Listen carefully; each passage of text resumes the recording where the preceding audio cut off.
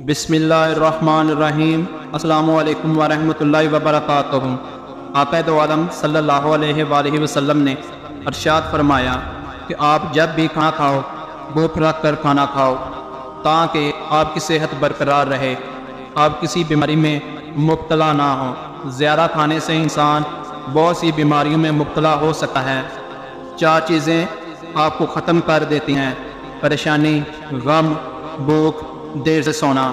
4 چیزیں انسان کے چہرے کی رونق کو بڑھا دیتی ہیں، چہرہ روشن اور منور ہو جاتا ہے: پرہیزگاری، وفاداری، رحم دلی، دوسروں کے بغیر کہیں ان کی مدد کرنا۔ 4 چیزیں بد نصیبی کی پہچان ہیں۔ پہلا، آنکھوں کا خشک ہونا۔ اللہ کے خوف سے کسی وقت بھی آپ کے آنسو نہ ٹپکے ہوں۔ دوسرا، دل کا سخت ہو جانا، آخرت کے لیے یا کسی دوسرے کے لیے کسی وقت بھی کبھی نرم نہ پڑے، یعنی کسی غریب، یتیم، مسکین کو دیکھ کر یا کسی بھی معاملے پر جہاں پر رحم دلی کا مظاہرہ کرنا ہو وہاں پر آپ کا دل نرم نہیں ہوتا، تو یہ اس بات کی علامت ہے آپ کا دل سخت ہو چکا ہے۔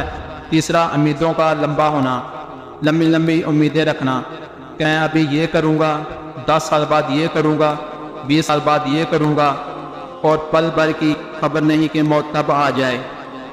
چوتھا، دنیا کی لالچ۔ آج کے دور میں ہم یہی تو کر رہے ہیں کہ دنیا کی باغ دوڑ میں لگے ہوئے ہیں، آخرت کو بالکل بھول چکے ہیں۔ حضرت خدیجہ رضی اللہ تعالیٰ عنہ بیان کرتے ہیں کہ میں نے حضور نبی اکرم صلی اللہ علیہ وآلہ وسلم سے سنا، آپ صلی اللہ علیہ وآلہ وسلم نے فرمایا، ایک آدمی کی جب موت کا وقت آیا اور وہ اپنی زندگی سے مایوس ہو گیا تو اس نے اپنے اہل و عیال کو وصیت کی، جب میں مر جاؤں تو میرے لیے بہت سا ایندھن اکٹھا کر کے آگ جلا دینا، جب آگ میرے گوشت کو جلا کر ہڈیوں تک پہنچ جائے تو میرے جسم کو لے کر پیس ڈالا، اور کسی گرم ترین دن میں یا جس روز تیز ہوا چلے تو میری راکھ کو دریا میں ڈال دینا۔ پس اللہ تعالیٰ نے اس کے اجزاء کو جمع کیا اور فرمایا، تو نے ایسا کیوں کیا؟ اس نے فرمایا، محض تجھ سے ڈرتے ہوئے۔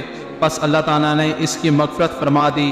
حضرت ابو ہریرہ رضی اللہ تعالیٰ عنہ سے روایت ہے کہ آپ صلی اللہ علیہ وآلہ وسلم نے فرمایا، 3 لوگوں کی نہ نماز قبول ہوتی ہے اور نہ کوئی نیکی۔ نمبر 1، بھاگے ہوئے غلام کی، جب تک کہ اپنے مولا کے پاس نہ آ جائے اور اس کے ہاتھ میں اپنا ہاتھ نہ دے دے۔ نمبر 2، ایسی عورت جس سے اس کا شوہر ناراض ہو۔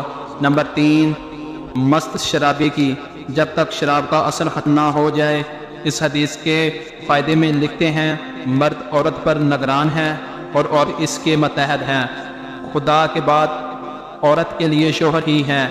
والدین کے حق پر شوہر کا حق غالب ہو گیا ہے۔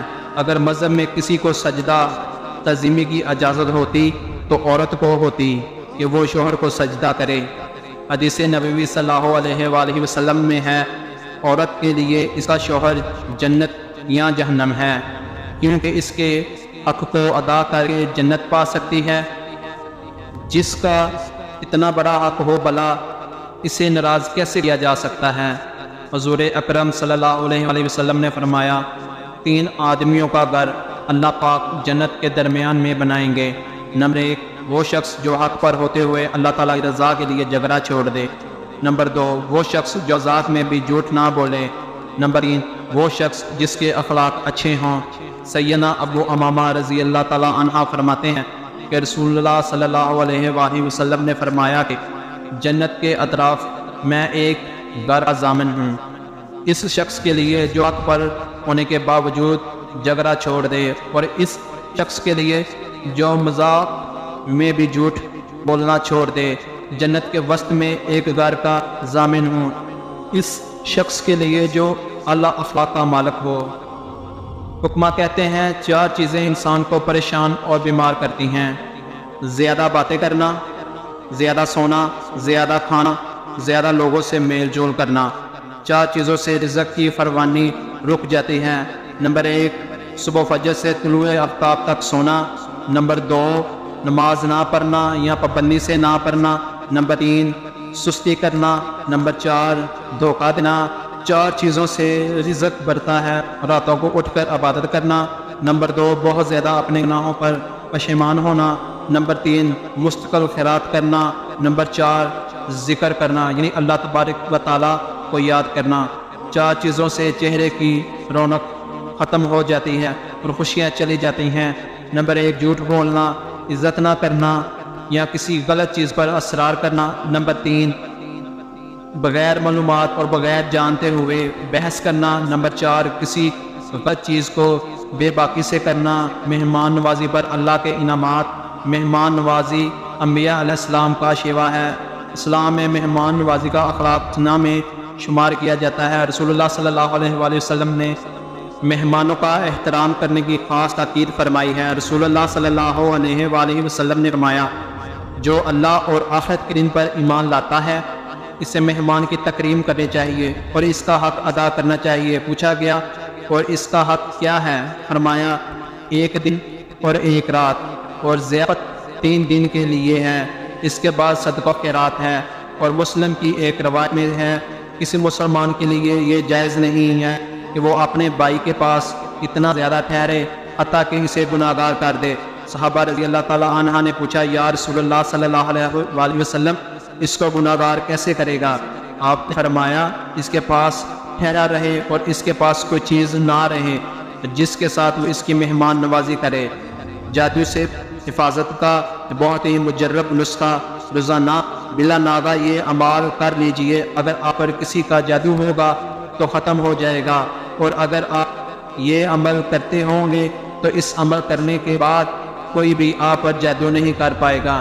نمبر 1 11 مرتبہ درود شریف پڑھ لیجئے۔ نمبر 2 سورۃ فاتحہ 3 مرتبہ پڑھ لیجئے۔ نمبر 3 چاروں کل 3 مرتبہ پڑھ لیجئے۔ نمبر 4 آیت الکرسی 3 مرتبہ پڑھ لیجئے۔ نمبر 5 آخر میں پھر 11 مرتبہ درود شریف پڑھ لیجئے۔ پھر اپنے اور بچوں کے بدن پر دم کر لیجئے اور پانی پر دم کر کے پی لیجئے۔ اللہ تعالیٰ ہم سب کو ان باتوں پر عمل کرنے اور اپنی زندگی سنوارنے کی توفیق عطا فرمائے۔